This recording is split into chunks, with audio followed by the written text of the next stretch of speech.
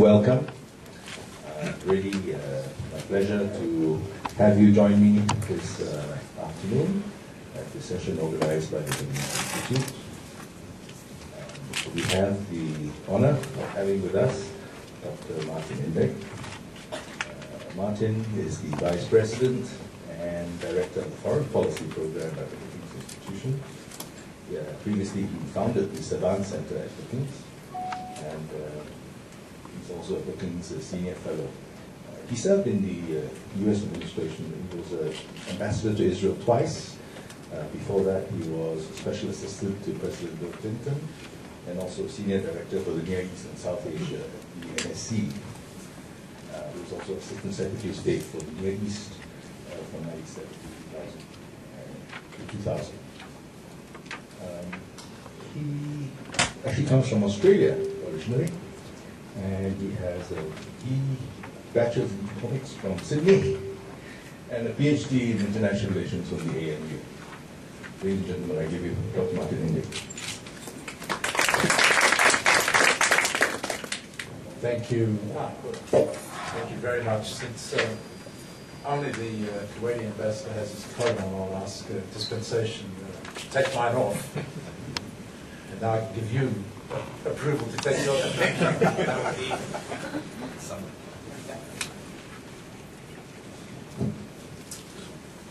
Good afternoon. I'm very glad to have the opportunity to speak at the Middle East Institute here in Singapore.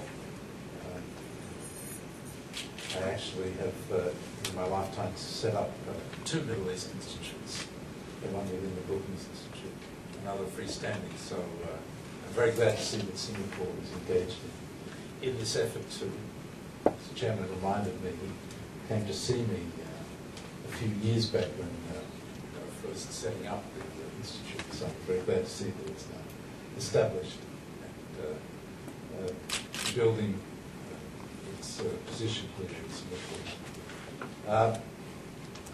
Couldn't be more timely in terms of what's happening in the Arab world and the way in which it is not only focusing the attention of the world on dramatic and revolutionary developments that are taking place there, but it's also very important in terms of the potential it can have for good and for worse in terms of the developments there. And so I wanted to speak today about the causes and the nature of the change that is sweeping the Arab world, where we can expect it to go, and what are its implications for the region, for the world, and end up with the implications for American policy. The first point I would like to make, and really is the heart of what I have to say, is that what is happening here is a profound development. It is like a political tsunami that will wash up on every shore in the Arab world, for reasons I will explain. We can already see the implications in terms of the spike in the price of oil and the way that is reverberating in terms of impacting the global economy, where I come, in fact, on the economic recovery of the United States. I don't know if that's me or somebody else is fine.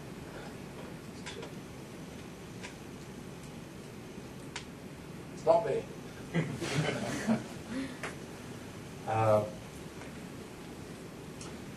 Imagine if the troubles that have taken place in Bahrain erupt again and spread across the causeway into Saudi Arabia.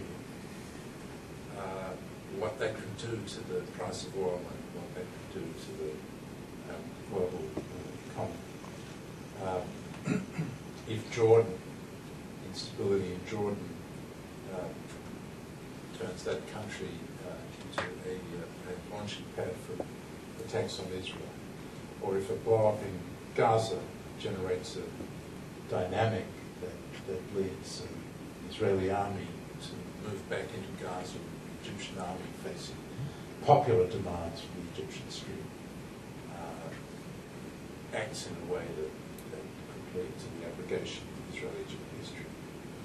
And add to this volatile mix an Iran that manages to acquire nuclear capabilities while everybody else is preoccupied with what's happening. Already there is a major rift in relations between the United States and Saudi Arabia. There are major doubts about America's ability to resolve the Israeli-Palestinian conflict. There's reason for real concern about what will happen after American forces complete their withdrawal from Iraq this year. And so one can imagine a kind of cascade of developments that bode ill for stability in a volatile region. And its impact could then be felt all around the world, including even here. Well, that's the glass half empty.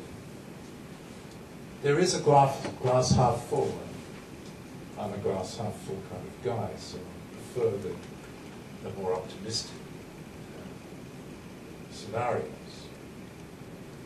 The most important, I think, is that the Arab people are redeeming their dignity through asserting their demands for universal rights, political accountability of their governments, freedom of expression, association, organisation.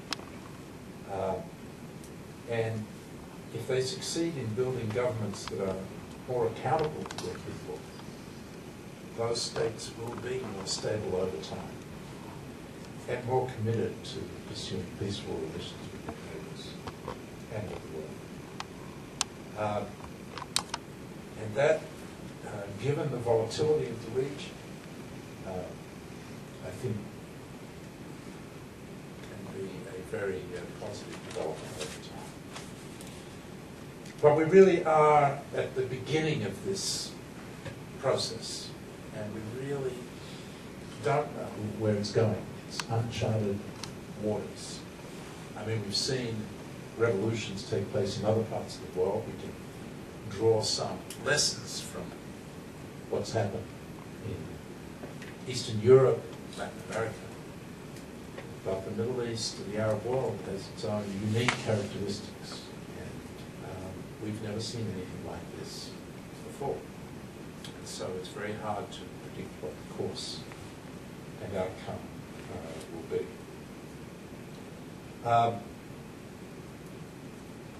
But let's start at the beginning.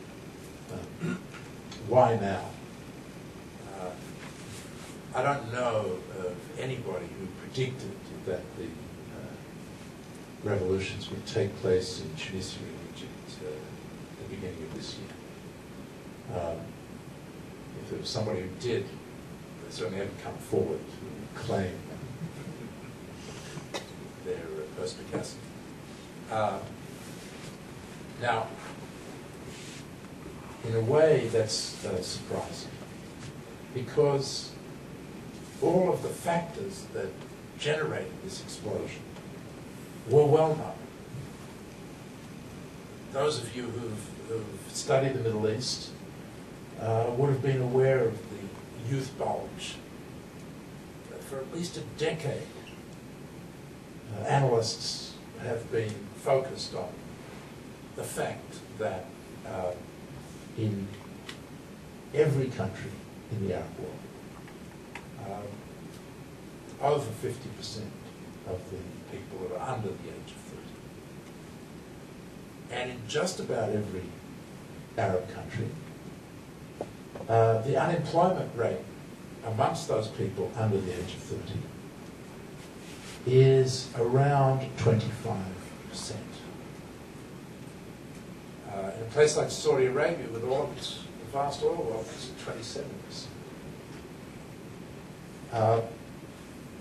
And that, combined with, in many cases in the Arab world, authoritarian regimes that had systematically failed over prolonged periods of time to meet the needs of their people, basic needs of their people, created circumstances in which, at some point, something was going to have to give. And when you combine that with the advent, again, a decade ago, of cable news in Arabic, what's known as the Al Jazeera phenomenon, but it's not just Al Jazeera, Al Arabiya, NBC, so Arabic, 24/7, satellite cable television programming that beams into just about every home in every Arab country. News about what's going on in the rest of the Arab world, creating an Arab community across borders that was not controllable by governments. And then you have the internet with the social networking and connectivity that came from that, which enabled these same young people to start to talk to each other and to start to organise, again, in ways that their authoritarian governments had no means of controlling. So I think that the combination of those circumstances created a situation where, sooner or later, there was going to be mass popular protest. There were several other factors. Regimes that had been in power for decades. In the case of the Mubarak regime, an increasingly sclerotic regime. In the case of both Egypt and Tunisia, regimes that had become not just corrupt, but the kleptocracy had become narrower and narrower in terms of the family and those associates of the family of the ruling figures, Ben Ali and Mubarak, being the ones to benefit most from globalization and the way in which Egypt and Tunisia were able to plug into that phenomenon to grow their economies. But with the growth came this incredible disparity between the very few associated with government, with the ruling family, and the many.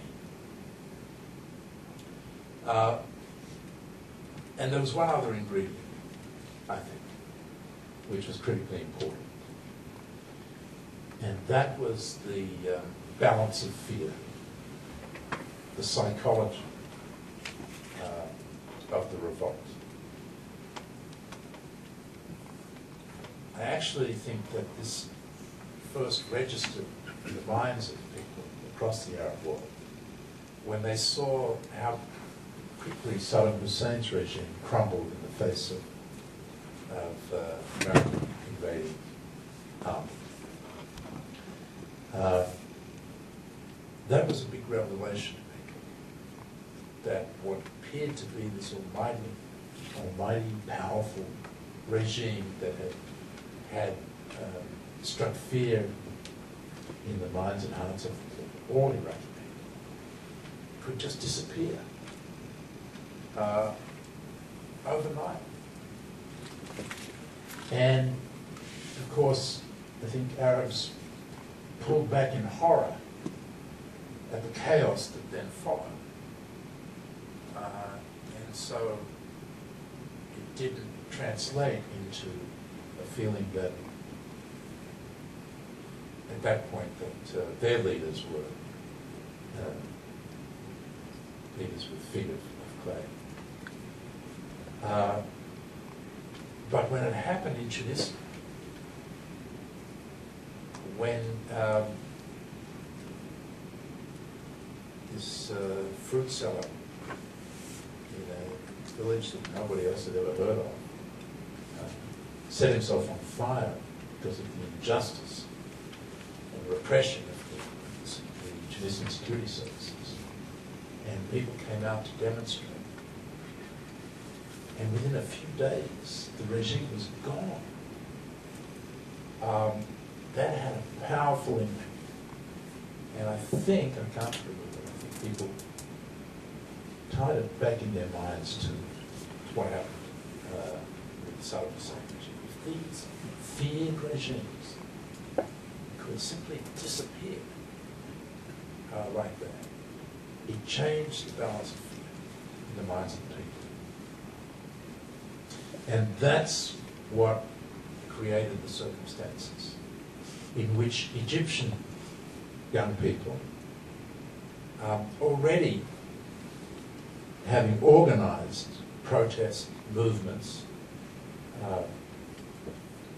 and now connected through the internet and the social networks, understanding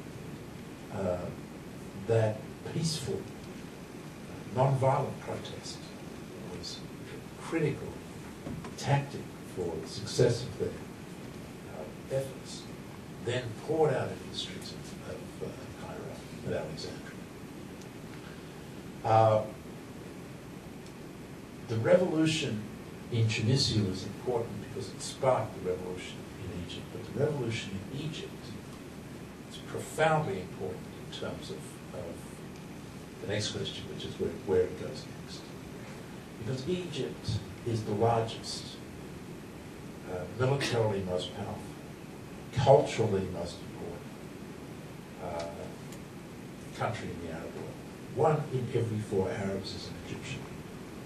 And its central location in the heart of the Middle East, combined with those other factors, gives it an importance far beyond any other Arab country. And so that's why I say that the revolution took place in Egypt to create a kind of political tsunami. And we saw how it spread all the way across to Yemen, Morocco, Algeria.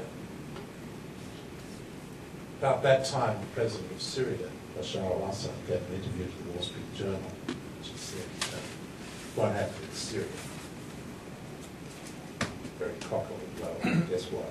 A month later, it happened in Syria. Today, you see the most horrendous violence on the part of a regime that has lost its legitimacy with its people, and regime, in an effort to suppress these demonstrations, is finding itself increasingly isolated and unable to do so. But I'll come back to that in a moment. In the Gulf, Bahrain, we saw major demonstrations with 1/5 of the population, 1/5 of the population in the streets of Bahrain. Prolonged demonstrations over several months.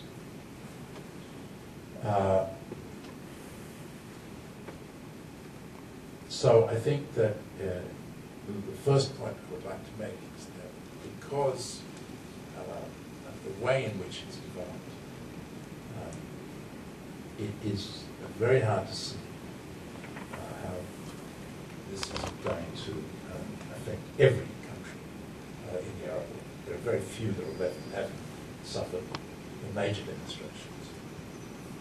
And the notion that those that now have quietened down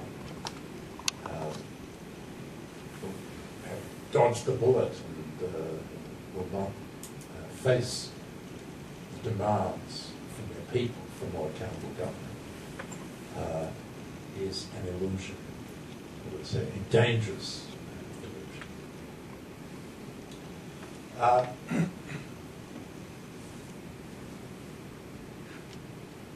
Where next? Well, as I said, it started in Tunisia, spread to Yemen, Bahrain, Algeria, Morocco, and Libya, and thence to Syria. There have been demonstrations in Jordan as well. What we see here is basically three cases, three types of change that's taken place. The first is where the revolutions have already taken place. That's Egypt and Tunisia. There, you have countries which are now going through the very difficult and unpredictable transition to democracies. Not clear that they'll actually make it. We've seen in other places, most recently in Iran, with the revolution that took place there in the 1970s, that revolutions that may start out as secular can easily get hijacked. And that could happen in these cases too. The best organized and organizations which have perhaps the best purchase on the minds of the more general public, most of whom were not involved in the actual revolution itself. That's the Muslim Brotherhood in both Tunisia and Egypt. With the advent of early elections, they have the best chance of gaining support because they've got organizations and an ideology that resonates more broadly with people. The secular revolutionaries have a very big challenge in turning from street politics to organized party politics that will enable them to get out the vote and gain seats in the legislatures, or in the case of Tunisia, in the Constitutional Assembly that will determine the shape of the political system. By the way, it's interesting, I don't know how many of you know, that in Tunisia they have resolved that the split between women and men for the Constitutional Assembly will be 50-50, which is something in itself that's quite revolutionary. We don't have that in the United States. I'm sure you don't have it in Singapore either.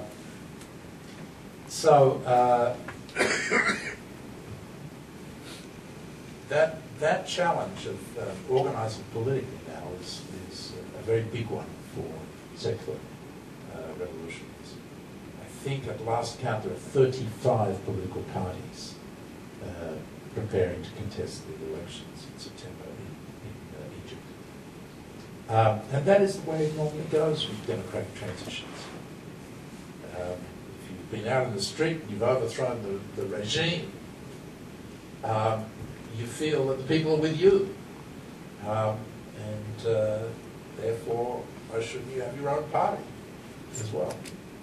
But it mitigates against the formation of strong governments capable of meeting the needs of their people who have been neglected for so long. And so the governments that are formed as a result of these elections are likely to be weak coalition governments. That will be heavily challenged in terms of their ability to meet the very high expectations of their people. After all, what sparked the revolutions was economic deprivation, was the lack of decent jobs, housing. And yet the revolutions themselves have crippled the economies of Tunisia and Egypt. There's been capital flight, there's no foreign direct investment. Capital, as you know, is a coward when it comes to these kinds of revolutionary situations. There's not good security in the streets. Therefore, tourists have stopped coming. These economies are in serious trouble. So the governments that take over, they're going to be heavily challenged in terms of being able to meet the raised expectations of their people. After all, it's a new government, a new day. Where's our jobs? The Muslim Brotherhood, I think, intends to play the long game. They don't want to take government at the beginning. Partly because I think they understand that they won't be able to meet the needs and expectations of the people. Partly because they've seen before in Algeria and in the Palestinian elections that when they won the elections and took the government, they found themselves isolated, rejected, suppressed, in the case of the Algerian army. And they don't want to go through that. Much better from their point of view to declare, as they have, that they don't want to take the government, to restrict the number of candidates that they will run so that they won't achieve a majority, and to wait for the secular parties to fail, in which case later on they'll be able to stand up and say, we should try our alternative. We can do it in a way that the secular parties cannot. So that seems to be their calculation, and therefore I think the secular parties will have a chance to try to meet the expectations of people, and as I said, it will be very difficult. We'll see. Already you see the international community, particularly the United States and Europe, the Western democracies, mobilizing now to try to ensure that the resources will flow to newly elected governments. At the same time, you see organizations from countries that have gone through revolutions, whether it's from Poland or from Chile, coming in and helping the secular parties organize politically. So it's by no means certain that these parties will fail, but they will certainly have a difficult job. In both Egypt and Tunisia, but much more so in Egypt, the military, the army, is playing an important role as kind of midwives of this transition.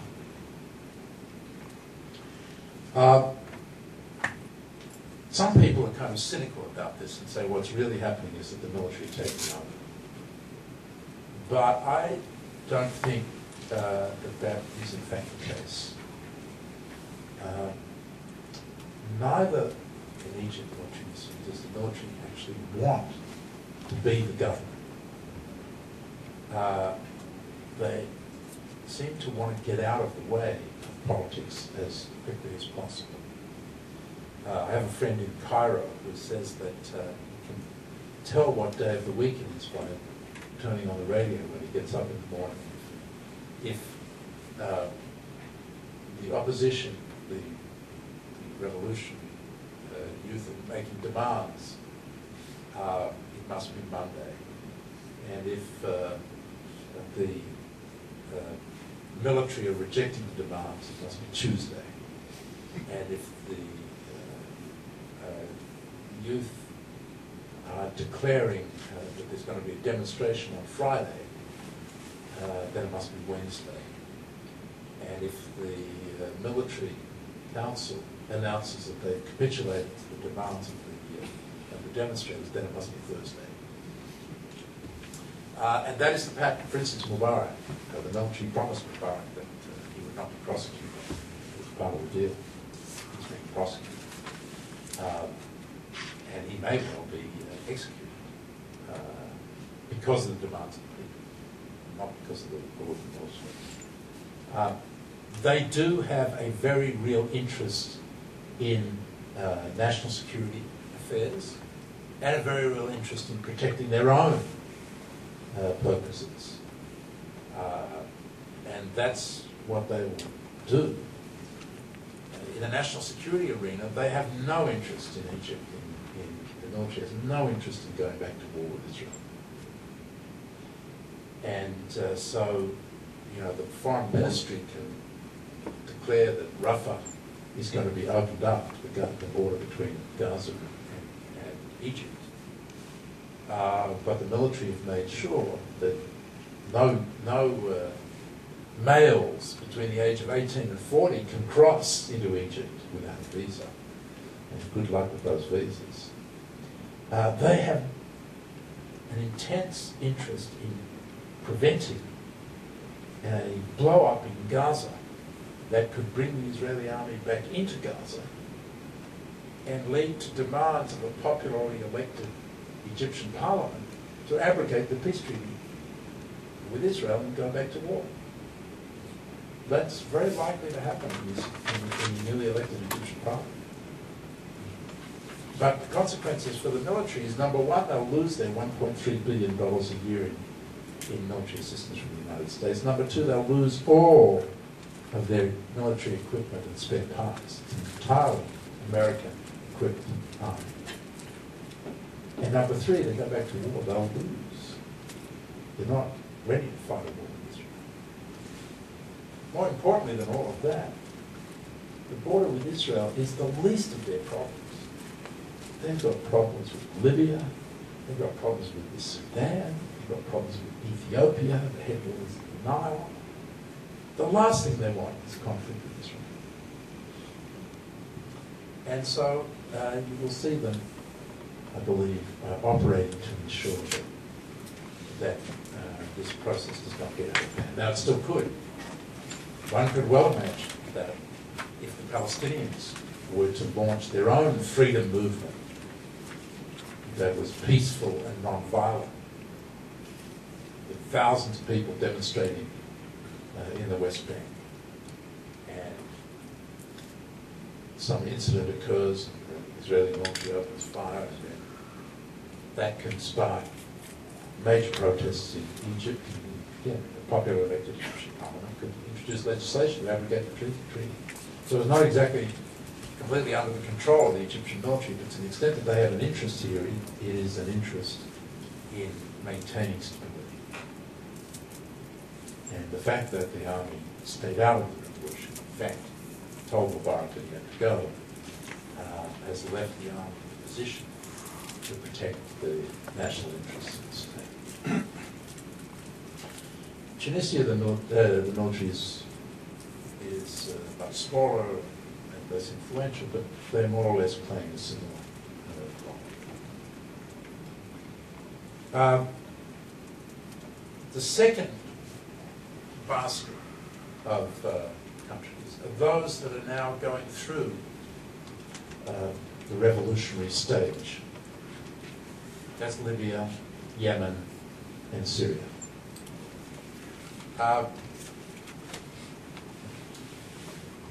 The circumstances are a bit different in each case, but what you have is a regime determined to cling to power, relying on tribal or sectarian base of support, and fighting it out in the streets. We see that very clearly in all three cases. In Syria, it's more sectarian based because you have an Alawite minority regime that has ruled for many decades over a Sunni majority. The population, the Sunnis are something like 75% of the public population in the Syria. In Libya and Yemen, it's far more tribal in terms of the base of support that the regime can rely on. But Ali Abdullah Saleh in Yemen is already gone. He's out of the country. He hasn't resigned yet, but I think it's under a matter of time before what's left of his regime and the opposition parties and tribal leaders come together and work out an arrangement. In Libya, it's a similar situation. Time is working against Gaddafi and in favour of the opposition. That's because NATO bombing is systematically degrading Gaddafi's military capabilities. Because the embargo and sanctions prevent Gaddafi from selling any oil. And because his assets are all frozen around the world. So his ability to survive, to pay his mercenaries, to maintain the allegiance of his people is going down over time, fairly dramatically. And the opposition, based in Benghazi, now spreading west through the battle in Misrata and through the battles in the mountains to the west of Tripoli, is gaining in strength, gaining in capabilities, being armed, trained for the assault on Tripoli, and slowly but surely gaining recognition and financial support from the international community as well. So it's very clear where the way that the balance is shifting, and I think it's maybe weeks, maybe months, but not more than that before Gaddafi will go. Syria, I suspect, will take a lot longer, and a lot more people will die, unfortunately. What's interesting in Syria is the contrast between the way that the protest movement is unfolding with the way it unfolded in Egypt. In Egypt, you saw the action all focused on Tahrir Square, the main square of the country, and the ability of the opposition to bring out hundreds of thousands of people was what made all the difference, together with the fact that the army was prepared to open fire. In Syria, that hasn't been possible. You don't see major demonstrations in the capital city, Damascus. You see very few demonstrations there at all, except in the outer-lying suburbs. That's for two reasons. Number one, the security services have the place clamped shut. But number two, the Sunni business elites that are based in Damascus and Aleppo to the north have not yet split with the regime. And so the people of these two major cities have not yet decided to break with the regime and come out into the streets. So in contrast to what you have in Egypt, in Syria, you have it popping up in the outer-lying places. And it's really quite extraordinary the way that this is spreading. We have a game in the arcades in the United States, I don't know what you have in here, it's called whack-a-mole. We have these little moles that come out of poles, and you have a big sledgehammer, and you have to whack them down, and you whack one down, and another one comes up over here. And that's essentially what's happening in Syria. The opposition is very well connected and have means of communication, even though the media has been blocked from coming into the country, reporting from the country. Every day there's film footage coming out, video footage coming out from the demonstrations taking place all over the country. And what you see is another phenomenon that's creating a real problem for the regime, which is that the major revolts are taking place on the borders. Started in Dara in the south, on the border with Jordan, then spread to Latakia in the west on the border with Lebanon, then to the north in Jazr al-Shagur, where the fighting has been taking place and where the refugees are moving, of course, into Turkey now. And lo and behold, in the last couple of days, it spread to the east, to the border with Iraq, where Syria's Kurds are concentrated. And that's a real problem for the regime. It's why they're responding with such brutal force, sending the tanks. Because what they fear most is safe havens that are created on the border that can be fueled and supported from these other countries that border Syria, in a way that then makes it much harder for the regime to suppress the revolts. In Iraq, there is a real desire to give back to the Syrians what they did to the Iraqis, in terms of encouraging the flow of insurgents into Iraq across the Syrian border that killed so many Iraqi people. In Turkey, the government had allied itself with Syria. This was part of Turkey's big breakthrough into the Arab world.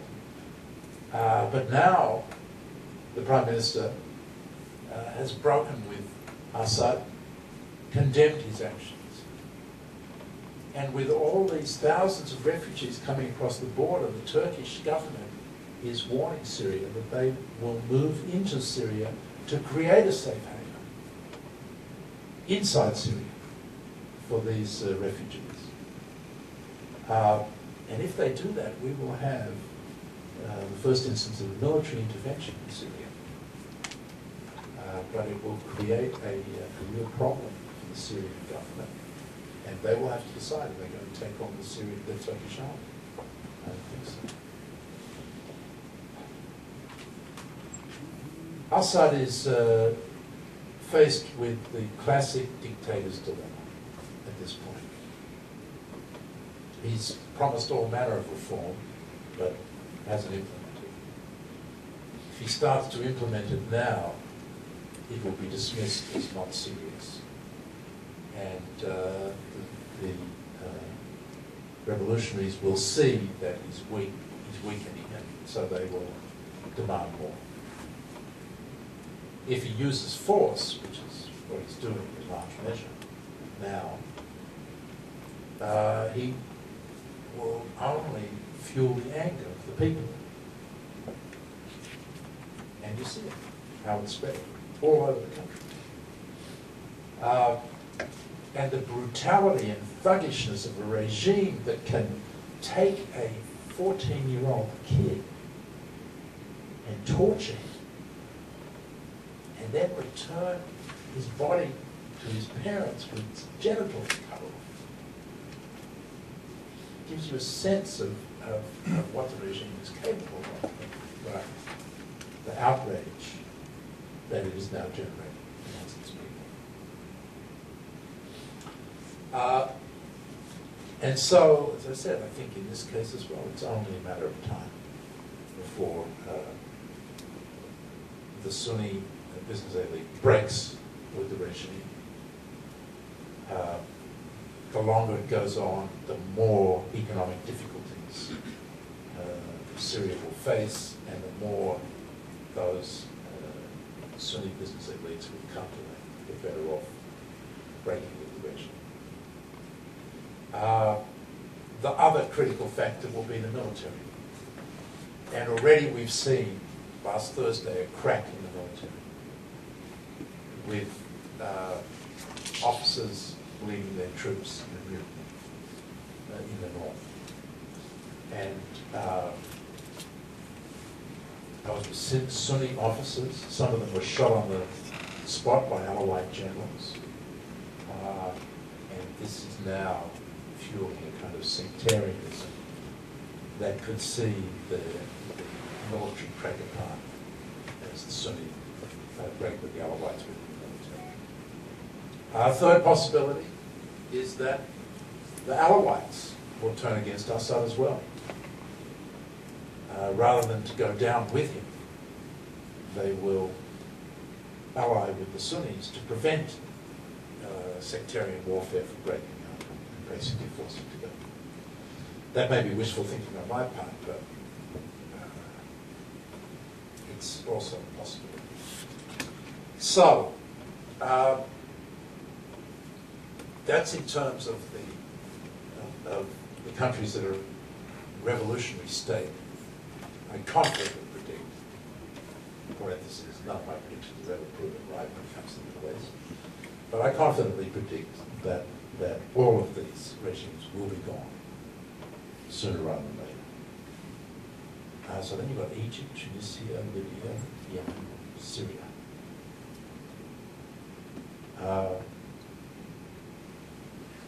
At a certain point, the question is, what is going to happen in the other countries?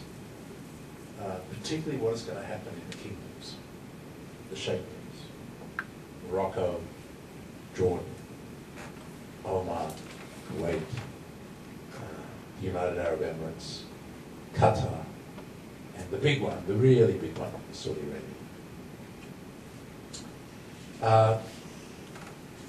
The kings and sheikhs like to say there's a difference between them and the Republican regimes that have either been overthrown or in the midst of revolution.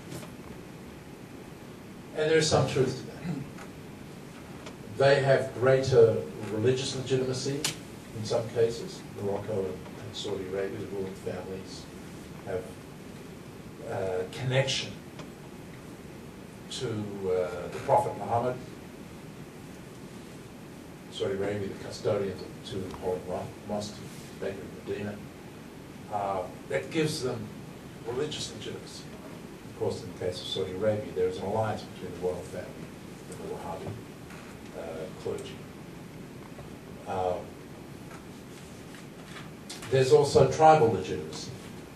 The King of Jordan, as a Hashemite, has the allegiance, fierce allegiance, I would say, of the Hashemite tribes that represent about 35% of the population. And that's true more or less in the smaller sheikhdoms of the Gulf. In many of these places, you have young leaders who have engaged in some measure of reform. Or in the case of Kuwait, you have a raucous, some would say too raucous parliament that was introduced after the liberation of Kuwait from Iraq. And there you have room for political dissent. And of course, the Gulf kingdoms, most of them have a lot of money to spread around. The King of Saudi Arabia has committed $100 billion to improving a lot of the people, to provide 60,000 jobs, 30,000 houses, to buy off any potential dissent. Kuwait, the ambassador will correct me if I've got this wrong, but I think the Emir has promised free food for a year to the public as a way of making sure that there's no deprivation. So that can work for a while. To the extent that this is economically driven revolution, money can buy you love. But to the extent that your citizens are looking at television and watching people in the streets of Cairo demanding their political freedom, to the extent that they say, I want some of that, then there's a problem. We've seen it in particular in Bahrain. Now, Bahrain can be kind of dismissed as a special case where you have a majority Shia population demonstrating against a minority Sunni king. But it's not just about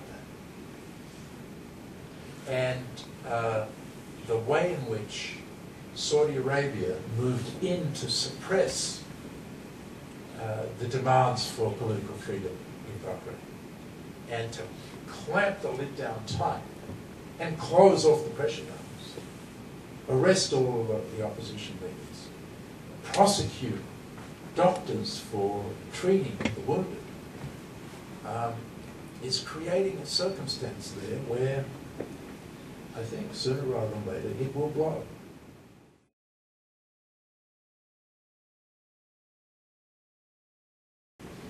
It has real potential to become a sectarian conflict, which will spread across the causeway into the eastern province of Saudi Arabia,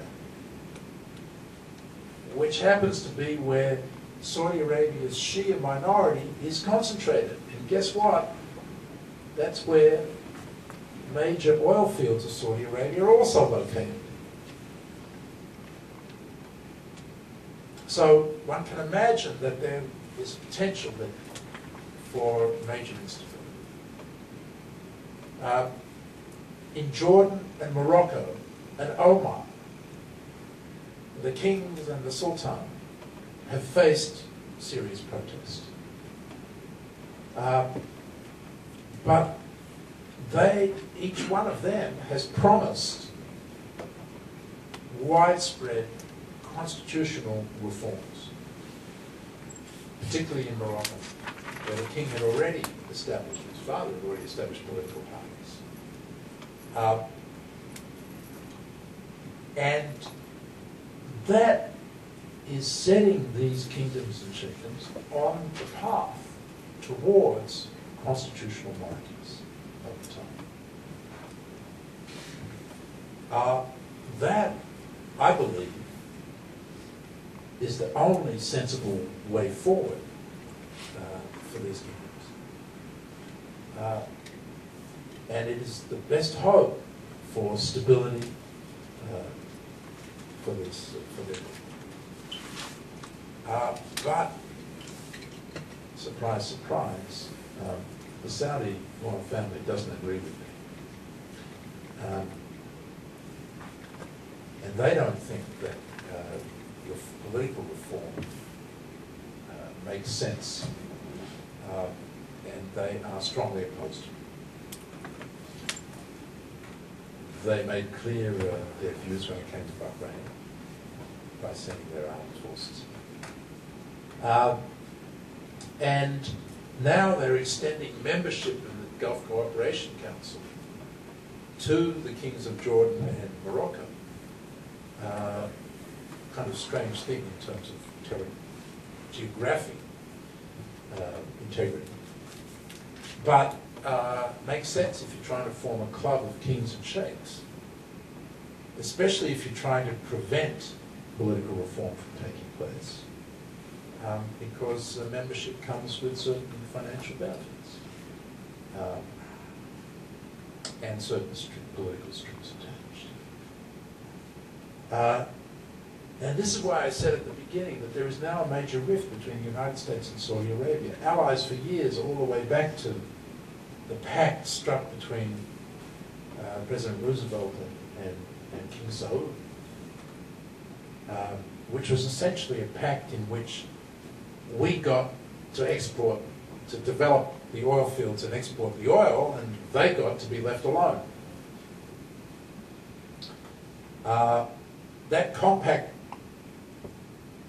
began to come apart, certainly put under major strain, after 9/11, when the export of Wahhabist, intolerant forms of Islam, including to your region, Southeast Asia, together with the financing of Salafist organizations like Al-Qaeda and its fellow travelers,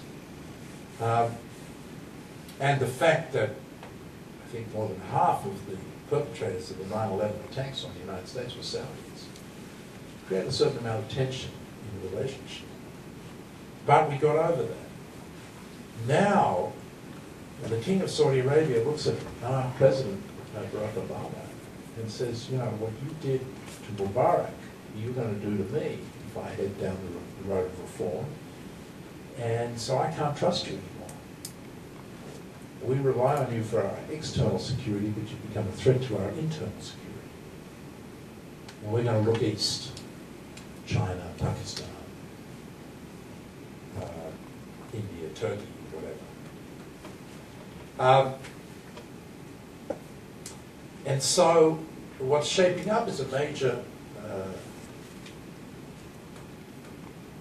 political conflict between the vision that President Obama has now outlined in his May 19th speech, in which he made very clear that the United States is going to be on the side of democracy in the Middle East, on the side of the people who demand their universal rights.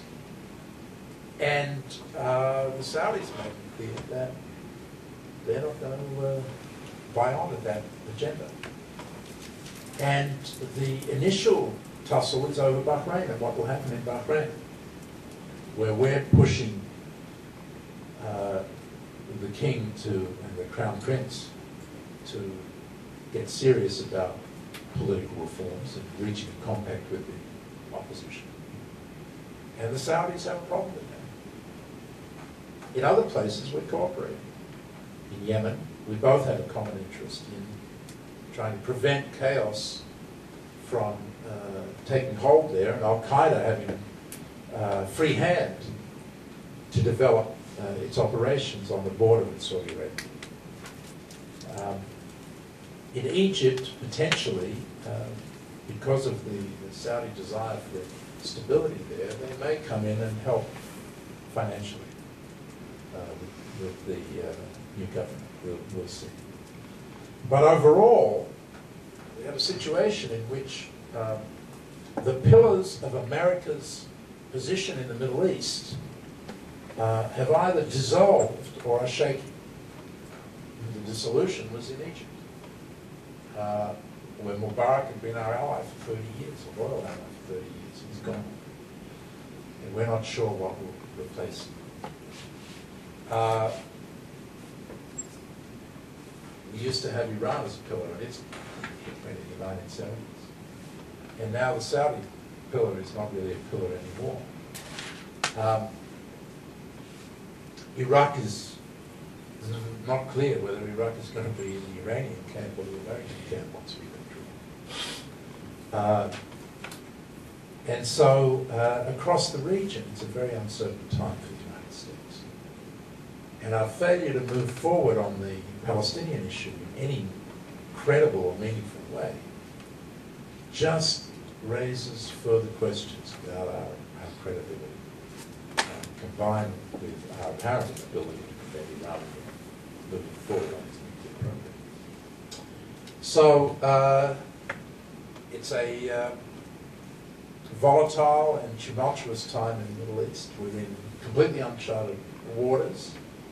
There are a lot of dangers out there and a lot of reasons for concern, but underlying it all, it's an amazing moment when people of the Arab world have gone out into the street with a great deal of courage and demanded freedom and democracy. And from an American point of view, we cannot but support them in that regard. Thank you very much.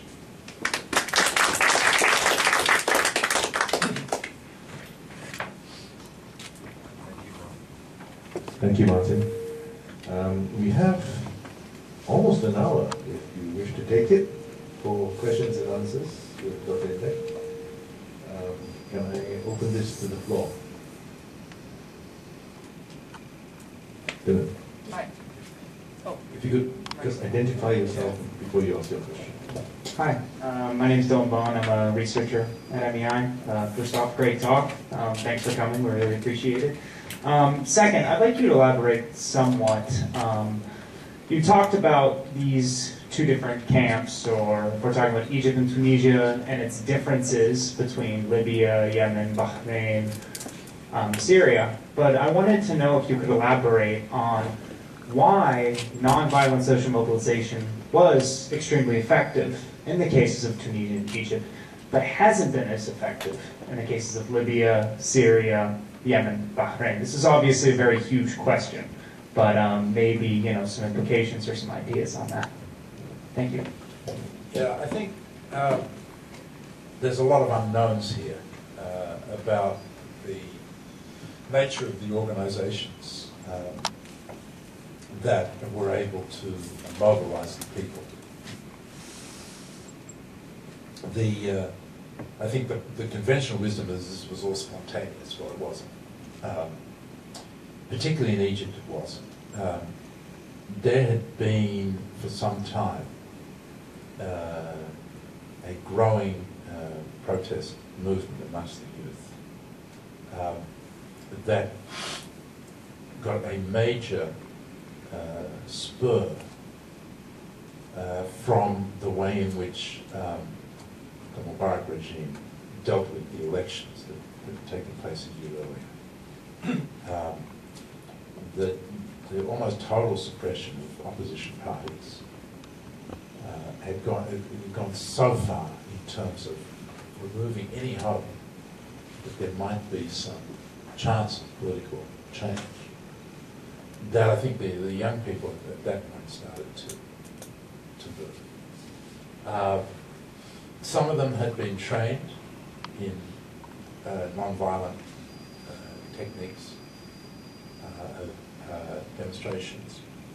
A lot of those stories are anecdotal. I don't know all of the details, but I do know that there are various courses in American universities, for example, that weren't set up for Egyptian revolutionaries, but were very useful. Tufts runs a summer course in non-violent protest. Some of them were trained there. Stanford, I discovered recently, has a course in liberation technologies.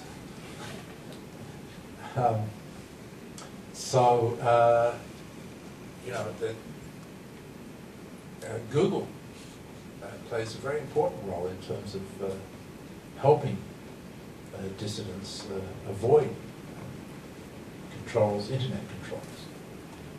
So I don't think there was a kind of organized conspiracy here, but there was a loose network of people who were involved in helping dissenters. We saw a story in the New York Times just the other day about the US government helping to organize alternative systems of communication. So I don't want to give the impression that this was, started in the United States and it was an American effort to overthrow a long-time ally. That would be a complete distortion of reality. But I do think that particularly in Egypt, young people were much better organized than we've understood when this started to unfold.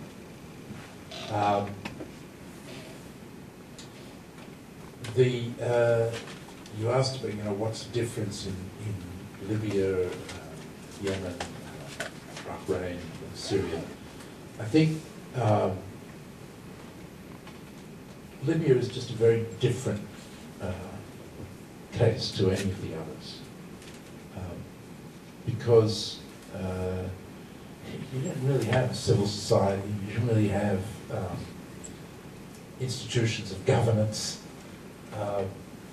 and it's kind of amazing how the people picked this up and just out of sheer revulsion with Gaddafi found a way to organize and build from the ground up their revolution. Now, they were helped mightily by the fact that they could, just from distribution of population and geographic circumstances, establish a safe haven in the East. And that made a huge difference, and they were able to defend it effectively from Gaddafi's forces. So, he just didn't have the means and lines of communication to basically take back Benghazi. So I think that was critically important in the Libyan case. Yemen is, it was a very divided society on tribal grounds between North and South. And so there I think you had a very loose society that split along particular lines. Syria, as I've already said, you had a situation in which the outlying towns and cities were less under the control of the regime. And so that's where it was more possible to express dissent and then to mobilize. What's interesting about the Syrian case is that there had been an exiled opposition for over a decade now. Not large in numbers, but it had grown up in Paris, the United States, and in Lebanon. Interesting, even though the Syrians have the ability to exercise control over it there. And they were able to get means of communication into opposition people within Syria. And it's really interesting. I get a daily newsletter from some of these opposition people. The way in which they're able to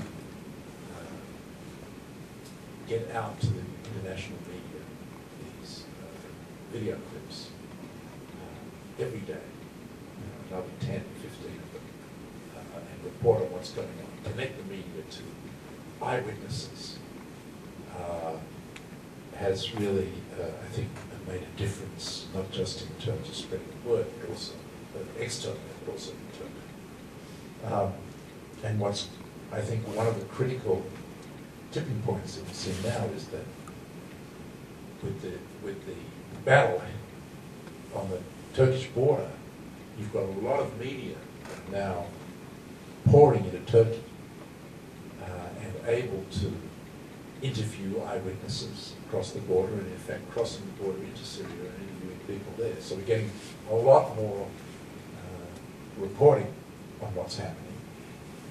And of course then you've got the Al Jazeera phenomenon. It flows back, it flows back into the homes of Syrians across the country. And so I think that's helping the mobilization that's taking place there. So it's a varied story, but what's in common is this sense of deprivation of basic rights, and the desire of people to be free of these oppressive regimes, which they've suffered under for so long. I mean, that's what's in common across the region. And I'm quite struck by one thing. You've probably heard this, but it really is quite remarkable, that people are demanding their rights in terms of what we in the United States call Western values, but they're in fact universal values. They want democracy, freedom, and accountable government. They don't want the imposition of Sharia law. That's not what they're demanding. They're not demanding that their governments free Palestine. They're demanding their own rights. They're redeeming them. That's what's in common across.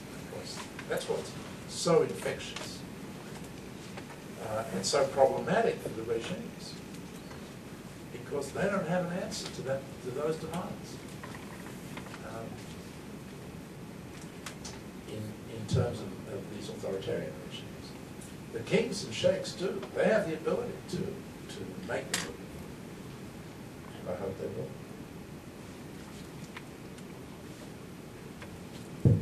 Dr. INDYK, my name is Jeshudas. We met before the seminar started. I was going to ask you whether a difference between the situations in Egypt, Tunisia, versus the situations in Libya and Yemen could be that the populations of Egypt and Tunisia are far more homogeneous than the populations of Libya, Yemen, and other countries, which are probably more tribal-based or clan-based? And if so, what would you see as a prognosis for the situation in the latter group of countries? I've been to Somalia after Siad Barre's disappearance, and we all know what happened in Somalia and what is continuing to happen there now.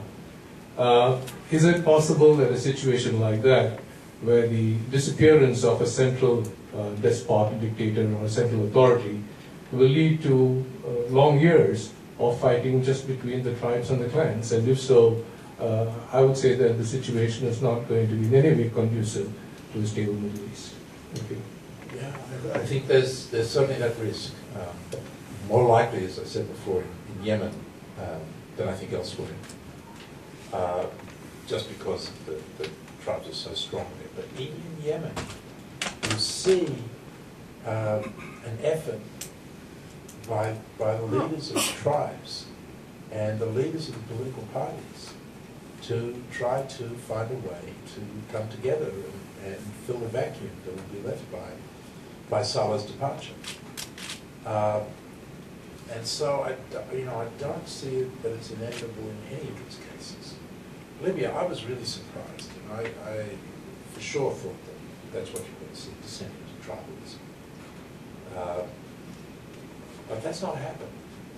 And people who go to Benghazi, I've heard from friends of mine, many friends of mine, say that it's quite amazing the way in which they are building civil society and democratic institutions there and connecting with the tribes in the mountains in the west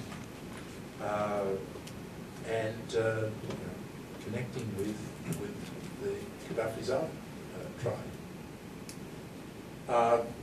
And so it's not, I don't think it's a foregone conclusion that there would necessarily be a descent into hell here. Certainly, based on past practice, say Somalia, you would expect it. But I'm just maybe Pollyanna in this situation, but I'm just a little more optimistic that people see an opportunity here to avoid the sectarianism or the tribalism and to try to build something that is based on coming together rather than separating. We certainly see it in Egypt, but it's not, by no means over there. And we do see, the sectarianism of Muslim versus Christian conflicts. But it's hard to know how widespread this is. Clearly the Christian community there, the Christians in Syria, are deeply threatened by the idea that Sunnis will take over and have their way with it. So there's a real risk there. But I think, again, we've lived with these boogeymen for a long time, where these authoritarian regimes have said, it's us or chaos, and we're the ones that can ensure stability. We fought that line for so long, and in the end, their people didn't buy it, and we need to respect their people, finally, after 30 years of refusing to do so. I think it's incumbent, I'm talking about us, but the United States, to say, okay, we'll try it your way, and do our best to help ensure, not that we have a great deal of influence over what happens, that sectarianism doesn't break out. Now, Bahrain, and I didn't answer your question when you came to Bahrain, is again a case where you had the king had started on the road to reform. 10 years ago, there was a compact made, which he reneged on. And that created the circumstances in which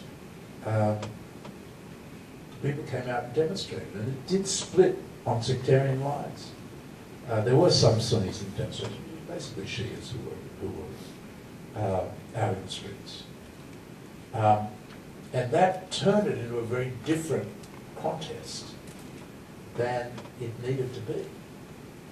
And that's what I think provoked the Saudi intervention. The Saudis will not accept a Shia government in Bahrain, like they've now got to deal with a Shia government in Iraq. From their perspective, these are all Persians, not Arabs. And they just won't accept that. But if you look at it through that lens of sectarianism, it becomes a self-fulfilling prophecy. And worse than that, it will become, not just a Sunni Shia conflict, but an Iranian-Saudi conflict. Because the Iranians will be quick to take advantage of that and move in there. They played a very clever game.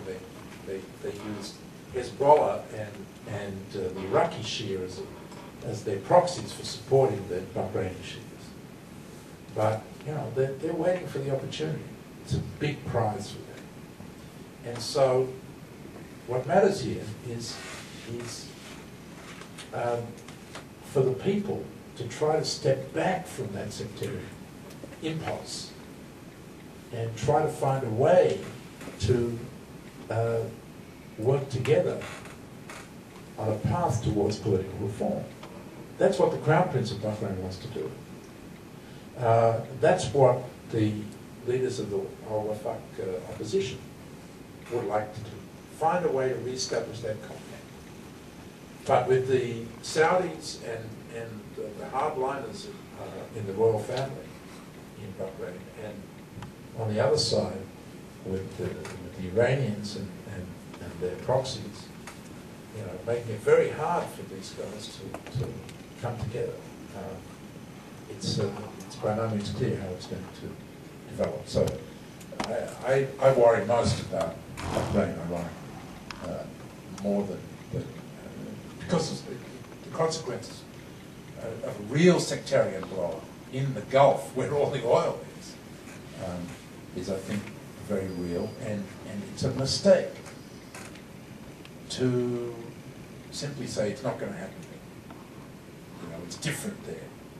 It's kingdoms, it's not republics. And she'll be right now. I think that's a kind of head in the sand approach which is going to come back to create real problems for us. Can we get the microphone to the gentleman here?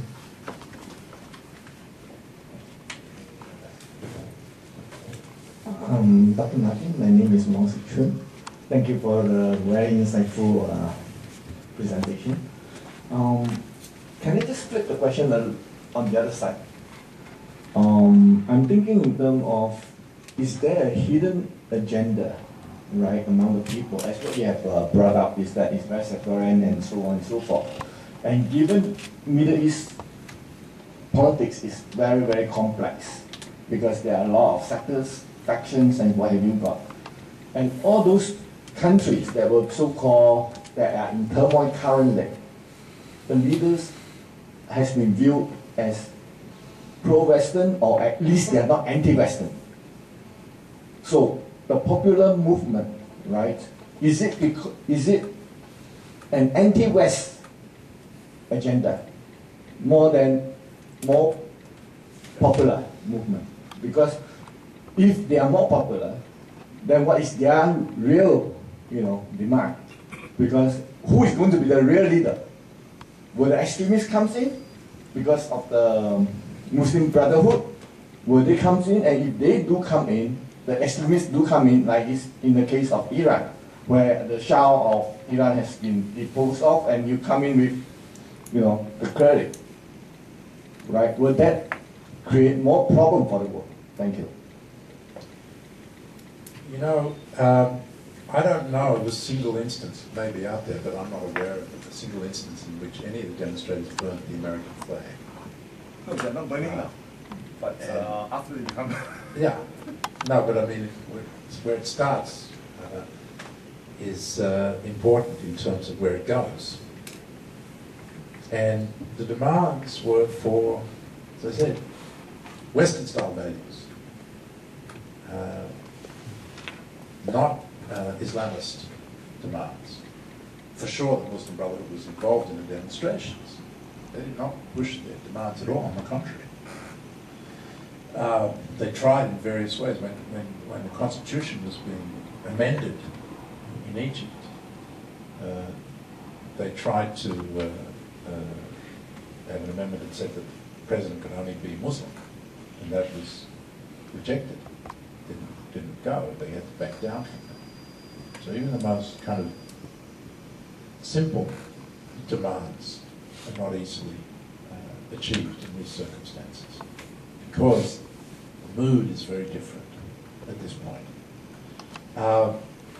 So the question is, as you said, will they succeed in taking over? And as I said, I think it's the game's only in its first innings, and so it's very hard to tell. And definitely they have certain advantages in terms of organisation and appeal. But it's it's not a foregone conclusion that their recipe governance is one that the people are going to support. You talk to Egyptians who admittedly are secular. These are the kind of organisers of the revolution. And they will tell you that they do not believe that the Muslim Brotherhood will get more than, or they do not believe that they have more than 30% of the vote. They may get more than that because of their organisation capabilities. But they don't believe that they can win a majority. And so as long as the democratic institutions can be established and the constitution can be respected, and as long as the military plays its role in that regard as the kind of midwife and protector of the constitution, it's possible that the secular forces that started this revolution will be able to keep control of it. But we'll see. I don't know. And if the Muslim Brotherhood takes the government, then they're going to have to face the same problem. They're going to have to meet the needs and demands of the people. And the people know their way back to Tahrir Square. That's the whole point about the military. They have no way of stopping this, of controlling it. And so there are constraints on anybody that takes power in these circumstances. But we'll see. We've had plenty of experience with revolutions being hijacked and going bad. And there's no guarantee this won't happen either. So I don't want to sound like Pollyanna here. I just think that we shouldn't necessarily assume that this is going to be a disaster. Could I ask for a mic for the ambassador here, Faisal? First of all, INDYK, thank you very much for this briefing. I admit your knowledge about the Middle East much better than mine. If you allow me, I will have a comment and a short question. The comment is about my country, Kuwait. The democracy in Kuwait established just after the independence of Kuwait in 1961. There was some suspension in the process, but since the liberation of Kuwait, it has gone all the way to here.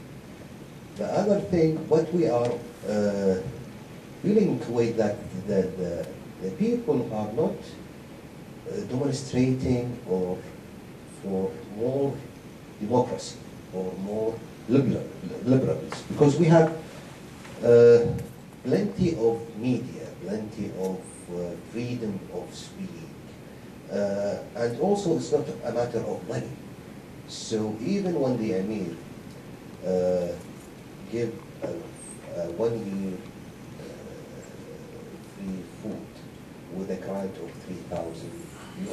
for each Kuwaiti before the 1st of February. This is not related to the Arab Spring. It is because of Kuwait has been this year celebrating its Golden Jubilee of the independence, and this is being mentioned in January, which is before even the Arab Spring started. So this is the comment which I would like to clarify. The other thing is... Sorry, you mean the commitment was made before the Exactly, revolution? exactly. The other thing, my question is about Iran and Israel. Where do you find them, or what you read for their position regarding what's going on in the region right now, in the Arab world? Thank you. Grateful for the question. In the case of Iran,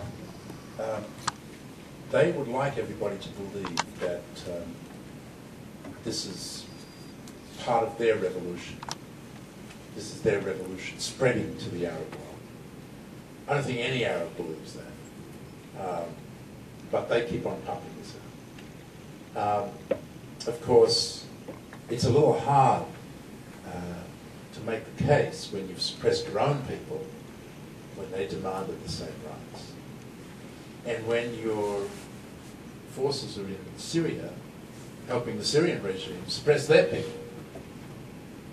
And indeed, the Syrians are demonstrating against Iran and Hezbollah for that reason. So they are not beneficiaries in that sense. This is not the spread of the Iranian Revolution to the Arab world that they've been hoping for. But they stand to benefit from the instability that's been created. And they certainly have already benefited from the demise of the Mubarak regime. Mubarak was the most anti-Iranian of the Arab leaders because of Egypt's size and importance. His departure is an advantage for them. Indeed, the Egyptian transitional government has now declared they want to open diplomatic relations with Iran. I do not believe that Egypt and Iran are about to enter a kind of honeymoon in which Egypt will now be a kind of proxy like Hezbollah for Iran. On the contrary, they will be, inevitably, they will be rivals because Iran intends to dominate the Arab world and Egypt will not accept that. A more independent, more credible Egyptian player, actor, will inevitably come up against the Iranians. And they will be more effective in countering Iranian influence than the Mubarak regime. So it's a problem for the Iranians as much as they benefit in the short term. But the most important problem for the Iranians is what's happening in Syria. Because as you know, Syria is the conduit for Iran's influence into the Arab heartland, into the most sensitive issues in the Arab world, Palestine and Lebanon. And they have been able to use that conduit to great effect. Hezbollah is taking over the Lebanese government. Hamas has split the Palestinian polity and has this base in Gaza. So if they lose their Syrian ally, the Assad regime, they lose their conduit, the game is just about up for them. They have no means of projecting their influence into the Arab world if they lose Syria. And that's why they're there doing their best to help the Syrian regime suppress the demonstrators. And already they have a problem that manifests itself in two very interesting ways. Hamas, the external Hamas leadership is based in Damascus, as you know, Khalid Mashal. And he's been under the influence of Syria and Iran because he's based there. But Hamas is a Muslim Brotherhood organization. It's a Sunni organization, not a Shia organization. It's not Iranian. And there's been a blow-up between Assad and Khaled Mashal. And Khaled Mashal is now busily laying the basis for his shift from the Syrian-Iranian camp into the Egyptian camp, which I think is a good thing, because it's a manifestation of the problem that the Iranians have. They lose Hamas to Egypt. That's a big blow to them. And the external Hamas has always been a constraint on the internal Hamas, because the internal Hamas in Gaza faces the dilemma of any government. Do they feed the people, or do they fight the neighbor? They fight Israel. And they've clearly decided that they need to feed the people. They've declared a ceasefire with Israel. That's something that the Iranians are fundamentally opposed to, but they don't have the ability to influence it. Now, Khaled Mashal has now accepted the Egyptian brokered unity agreement with Fatah, where Hamas will now face a new dilemma if Abu Mazen re-enters negotiations with Israel. It's a big if, but if they do, then Hamas will be faced with a choice of supporting peace negotiations with Israel or rejecting it. The Iranians will want them to reject it. The Egyptians will want them to accept it. Which way will they go? If they go the Egyptian way, then Iran has an even bigger problem. They've lost the ability to use Hamas to disrupt the Arab-Israeli peace process. Hezbollah. Now, Hezbollah is much more under the control of the Iranians than Hamas is, because it's a Shia organization that is armed, trained, funded by the Iranians. But Hezbollah has its own game that it's playing in terms of in Lebanon. And you saw a very interesting development. The Syrians encouraged Palestinian demonstrators to move to the border with Syria. The Syrian army allowed them to move in there and across the border where they were shot by the Israelis. Palestinians in Lebanon tried to do the same thing. And Hezbollah defied instructions from Iran and told the Lebanese army to open fire on them to prevent them from coming across the border. A very interesting development. I've never seen that before. Hezbollah did not want a conflict between Lebanon and Israel at the moment that it's in the process of taking over the Lebanese government. And so the interests of Iran and Hezbollah on this issue had diverged. Now, I don't want to exaggerate this, it's not about to be split. But what happens in Syria impacts on Iran's ability to create problems in a major way. And that's to the advantage of all those who are subjected to Iran's bid for hegemony in the Arab world. Doesn't mean that they're going to give up their ambitions to have nuclear weapons. It's a whole other problem. But if the revolution in the Arab world results in a rolling back of Iranian influence, that is overall to the advantage of the Arab world and Israel. So let me finish on that other part of your question. Israel looks out at what's happening there with a great deal of dismay. I mean, they already had the dark cloud of Iran's potential acquisition of nuclear weapons that was presenting to them what they believed was an eventual existential threat. They got Hezbollah with 40,000 rockets on their northern border. They got Hamas in Gaza smuggling in rockets and declaring that they would destroy Israel. Now they lose Mubarak. Mubarak was their partner, was their ally against Iran and against Hamas. And he's gone. And the Hashemite kingdom of Jordan is not clear how long the king's going to be able to hold on.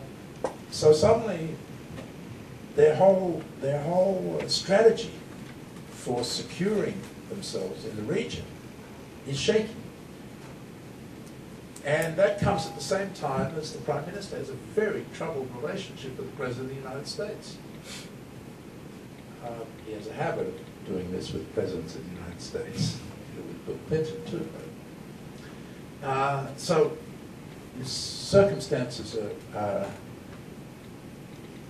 put Israel in a difficult situation.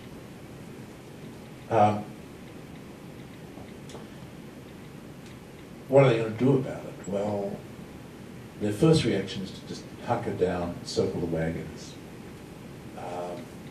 and make it clear that they can't be expected to take any risks in this environment. That's the burden of Netanyahu's speech to the US Congress. And it suits his status quo mentality quite well. But there's a train coming down the tracks called the UN General Assembly recognition of the Palestinian state, which the Palestinians are moving towards in September. No doubt your government and every other Arab government will be supporting that move. And for the Israelis, that presents a short-term problem and a longer-term problem. The short-term problem is how to head off this move, which will lead to greater isolation of Israel and greater delegitimisation of Israel. How to head off a situation in which basically Israel's occupation of the Palestinians becomes becomes less and less acceptable to the international community, and where they're depending on a US veto, and that's all that stands between them, and a very bad diplomatic situation for them. And that creates amongst the Israeli public a sense that the status quo is not sustainable and their government needs to take action. So Netanyahu finds himself dropping in the polls despite a bounce that he got by taking on the President of the United States. Now he's done to drop again. So he's under pressure to come up with something to head that off. In the longer term, he has a problem. Israel has a problem. Because popularly elected governments in the Arab world are not going to be more pro-Israel than the authoritarian governments that have made peace with Israel. And that's a big problem in terms of Egypt. So if he doesn't find a way of getting ahead of that game, trying to find a way to at least put the Palestinian problem on a positive path towards resolution, the situation is going to deteriorate even more. And so will that produce a sufficient political pressure to have him move into a serious negotiation with Abu Mazen is a question. But the closer we get to September, the more pressure he will be under, and the more likely I think it will be. It doesn't mean it's going to happen, but the more likely it will be that he will see it's in his interest to resume negotiations. There, the United States is going to play a critical role. Now, Obama's speech on May 19th, when it talked about the Palestinian issue, really tried to put it into the broader context of America getting on the right side of history, also meant resolving the Israeli-Palestinian conflict. But what he said there, what he did there, was to put down a placeholder, or a bookmark, if you like. There was no strategy for resumption of negotiations. Mitchell, the special envoy, resigned. He's not being replaced. The president was basically saying, when you guys are ready, this is what the basis of the negotiations should be, 67 lines plus land swaps. But until then, we're not going to do anything. He didn't announce it that way, but that was essentially the body language. There was no strategy tied to these declarations, purposely so. But the way these things happen in the Arab-Israeli arena is just typical, you've probably seen it yourself, is that anything that's good for one side is necessarily bad for the other side. Anything that's bad for the other side is necessarily good for the other. So Abu Mazen sitting there in Ramallah sees Bibi in the Oval Office upbraid the president and say, you know, this is totally unacceptable. There's no way we're going back to the 67 lines. And Abu Mazen says, maybe there's something in this for me.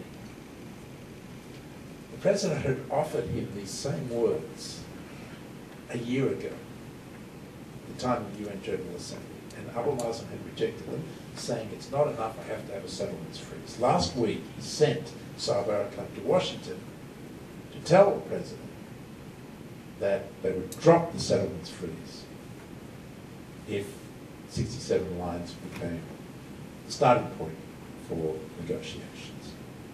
So now, in Washington, there's a sense of, well, maybe we can get a negotiation going. And so now they're talking to Bibi about, well, maybe we need to do this now. Maybe we need to get a negotiation on the basis of 67 lines plus land swaps. And so, ironically, out of all of this, I know it's a very complicated picture that I'm painting here, but ironically, out of all of this, we may actually get, before September, a resumption of negotiations that will, as I said before, put Hamas to the test, create a real problem for Iran, and create circumstances in which it might just be possible to make progress. That last point I'm much less optimistic about. I think the gap between Abu Mazen and Netanyahu is very wide on substance. And I find it very hard to see how it would be possible to bridge that gap. But in the end, you know, you can't beat something with nothing. And in the end, negotiations are the only way to resolve this conflict. There is no other way to resolve it. We know, we've tried all the other ways. We've also tried negotiations, they haven't worked. So maybe, just this time, we will see some progress becoming possible. There's a lot of ifs in this. But it just, I think, underscores the point that the ripple effects of the tsunami are so complicated and so unpredictable that we don't know where it goes. We do know in the Middle East something will always turn up, and usually it's bad. But sometimes it's good, and maybe something good will come out of this on the Israeli-Palestinian front. Now, I'm afraid I think that we have two more questions. What I'd like to do is maybe invite the two gentlemen to give the questions together, and then invite Martin to respond to both. And then at the end, perhaps I could ask one question. Thanks for a very insightful talk, Dr. Nick. My name is Karthik Nachik, and I'm a researcher at the Economy School. My question has to do with the debate in the United States. In the wake of the Arab Spring, it's been suggested that the U.S. has been caught flat-footed because of an incongruence between its values and its interests. That, to me, it seems too facile an interpretation of American foreign policy. Do you think going ahead, the United States should marry its values and interests more? And would that be more conducive to the prospects of a more stable Arab world? And how do you see that happening? Thank you. Did you have a question? Was it? Sorry, I beg your pardon. Was it Camille or was it? I had a question. You had it. Dr. Martin, thank you for standing by social justice and being so optimistic. Thank you. My name is Camille. I am working with the Middle East Institute as a researcher on perception of Hezbollah, and I am Lebanese. I would have one question and one comment. Comment on Bahrain. We know that, in my views, the lower social and discriminated class happens to be Shia, and initially they only asked for social justice. When it sensitivity started to split along sectarian lines. It is actually the way I have pinpointed it in my research. The sectarian speech was triggered by Al-Qaradawi, who was the first to, who is a Sunni Muslim scholar, to describe the Bahraini protest as sectarian in essence and as Shia against Sunni. When Hassan Nasrallah, the Secretary General of Hezbollah, answered back, he described it as a national movement and refused to picture it as sectarian. In Syria, I'd like to have, if possible, more precisely, I would like to be able to identify the Syrian opposition. I only have very small anecdotes on the nature of the opposition. I know that one of the stories I got is that in Daraa is a city that has benefited from reforms previously. This is where the demonstration started, and actually these reforms and social development have created a kind of unemployed social class, disenchanted, and this is where it all started. I don't know how credible this is, and I happened to speak with a Druze friend who is from the Syrian opposition, the previous one, not the actual one, and he told me on Facebook, don't tell the secret services. He told me on Facebook that this was the revolution of the mosque, and at the beginning of the demonstrations, and he hoped in his message that Bashar al-Assad would go for reforms quickly before it gets to a point where people cannot control what is happening. You said that the Allah would stop supporting Assad to prevent a sectarian war. As far as I know, the elite, Alawite elite and the Christian one are very much involved with the regime structure. So how would they stop supporting Bashar al-Assad? Thank you. The question about balancing our values and our interests is a very important one. But I think it's, in terms of answering you, I would say that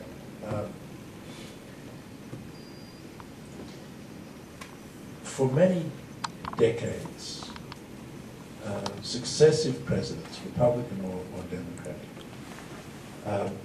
came down clearly on the side of our interests rather than our values. That resulted in this compact with authoritarian regimes, whereby we said, you support us when it comes to ensuring the free flow of oil, you give us access to bases, you work with us to resolve the Arab-Israeli conflict, you do all of these things to help stabilize the region, and we'll leave you alone to do whatever you want internally. There was the Kuwaiti exception, because once we liberated Kuwait, then we had a very different attitude. There was a feeling that if we're going to liberate Kuwait, then Kuwait should become democratic. When we liberated Iraq from Saddam Hussein, that's when we started talking about democracy in Iraq. But they were exceptions that were the product of our military intervention, which we then had to justify to our own publics why we were doing this in the context of our values and not just our interests. American lives are lost or on the line. It has to be put into the context of our values as well. So once the revolutions took place, and people were in the streets demanding the things that we believe in the whole deal, how could we not support them? And that led to a very critical decision that the president made, which was basically to say to Mubarak, you need to go. You've lost the legitimacy, you've lost the consent of the government, and this won't work anymore. And he was our loyal authoritarian ally. He was the best example of us choosing our interests over our values. But what happened in the street turned that on its head. And necessarily caused a panic in the Gulf about where we were going to go next with this, if there were demonstrations there. And what did we do? We quickly reassured them that no, when it comes to the Gulf, our interests are more important than our values. Still, so don't worry. Bahrain, I mean, the Saudis didn't ask us permission, but we sure didn't kick up much of a stink. And they went in there and brutally suppressed people who were demanding what the Egyptian people were demanding and that we supported. Now, we have, and you see it in the President's speech, that Hillary Clinton's speech is also a very clear statement about the need for political reform in Bahrain. As I said, we are now at loggerheads with the Saudis on that issue.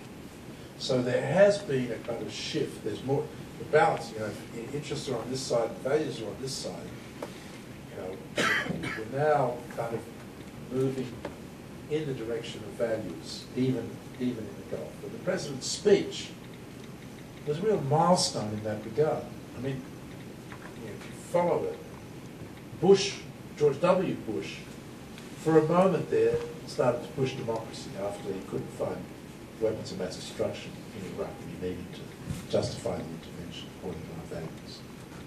But that, and he started to have a fight with Mubarak. Condoleezza Rice really spoke very strongly about it to the Egyptians, the regime. But as soon as Hamas got elected in the Palestinian elections, well, that was a different story. George Bush backed off. Obama came in, and his whole approach was, we're not going to do what Bush did. He never mentioned the word democracy. The D word wasn't there in any of his speeches in the first 18 months. If you look at the white paper that they issued, what we call the National Strategy Review, you won't find democracy. So it wasn't important for him. Now, May 19th, it sounds like it's almost everything for him. And so, there's been a major shift. But it's a shift that has been determined by the people in the Arab world rather than by the United States. And so we cannot, in these circumstances, we cannot but support people who are demanding what we believe in. And that's the new policy that we're adopting. With a Saudi Gulfi exception. You can call it cynical, but I think it is a reflection of the importance of the free flow of oil at reasonable prices to the global economy. But, and I said it before, and Obama has said it, we don't think that continuation of the old approach is sustainable for the Saudis or the Bahrainis or any of the other Gulfis, and nor for the King of Jordan, nor for the King of Morocco. So we will be pressing not to engage in a radical transformation, but to get on the road towards constitutional monarchies. And I think that we're not going to succeed with Saudi Arabia, and we're not really going to try very hard there. but we will try with Bahrain, we will try with Morocco, we will try with Jordan. And these are younger leaders with greater sense of what needs to be done. And maybe we'll get a boost from Kuwait and Qatar and Oman as well. And, you know, that's a strategy that can in turn impact on the Saudis in a way that can serve both our interests and our values. And that's the challenge here.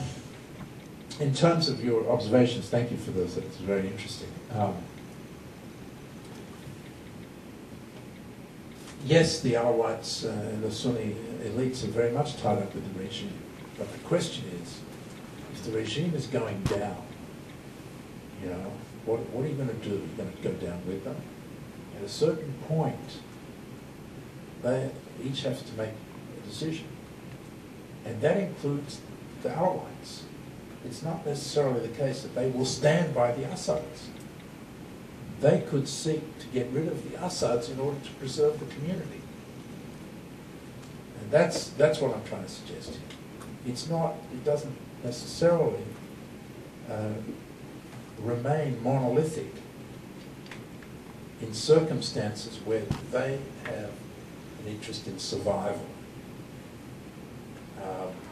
And, you know, I mean, they're a minority community. Can they really hold out against Sunnis if it comes to all-out sectarian warfare? It's hard to see it. So I think that some of them must be thinking, I mean, just guessing here, must be thinking, well, maybe there's a better way to survive here than killing a lot of Sunnis and stirring up a lot of hatred. There's some blood scores to settle here. Go all the way back to Hama in the 1970s. You're probably all familiar with what happened in Hama. But I mean, it's when the Assad regime, Bashar Assad's father, went in and killed 10,000 or so Sunnis. We're getting up to 2,000 being killed now. So, you know, if you're an Alawite leader, do you really want to go down with the Assads? At a certain point, say maybe I can cut a deal with the Sunni elites, and we together can take over in a new kind of compact. I don't know. We'll see. As I said before, it's uncharted territory, and anything is possible in these circumstances. But it's not necessarily the case that this has got to descend into sectarian warfare. You have one question? Just to bring it back to U.S. policy to the Middle East in the wake of the Arab awakening. Clearly, the U.S. has indicated that it wants to participate in the development of the second category that you mentioned, the first category, the rebuilding in Tunisia and Egypt and other nations as well. And what do you see as the ways in which your country and others will participate in that, and in particular in the direction of funding? And how will you avoid some of the problems that have been encountered in the past when trying to steer these funds towards their intended objectives? Because there is a school of thought that too much, too soon actually will retard the natural development of a more stable government. Well, you know, we don't have a lot of money to split around.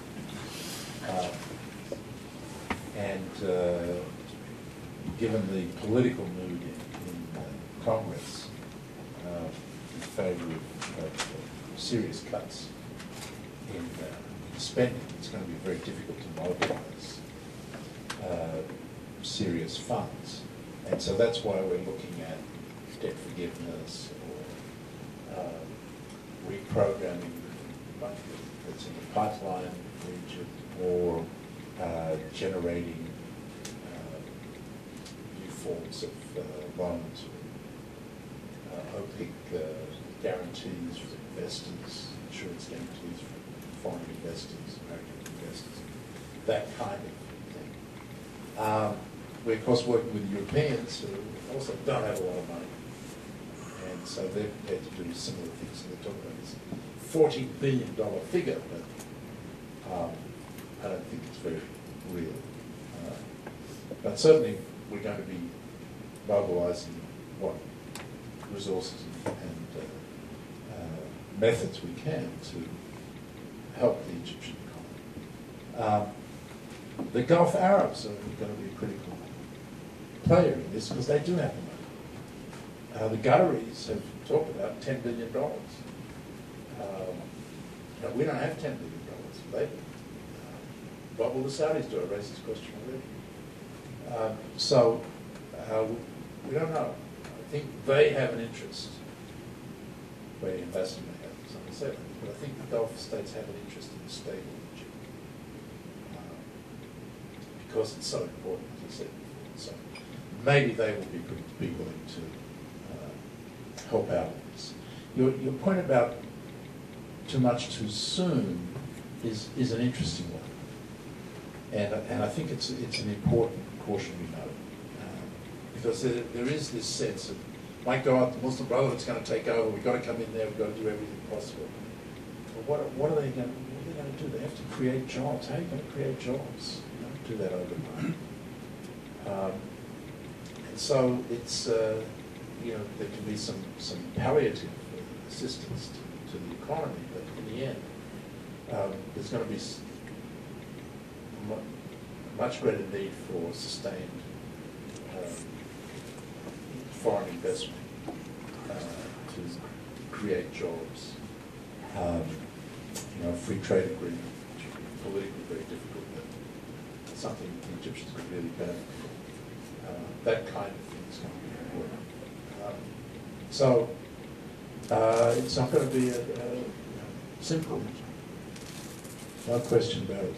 We're going to be on a very difficult path in that regard. But what's important is that it's understood, I think, in the United States and in Europe, that we have a big stake in the success of this democratic experiment. We have to find ways to do what we can to help.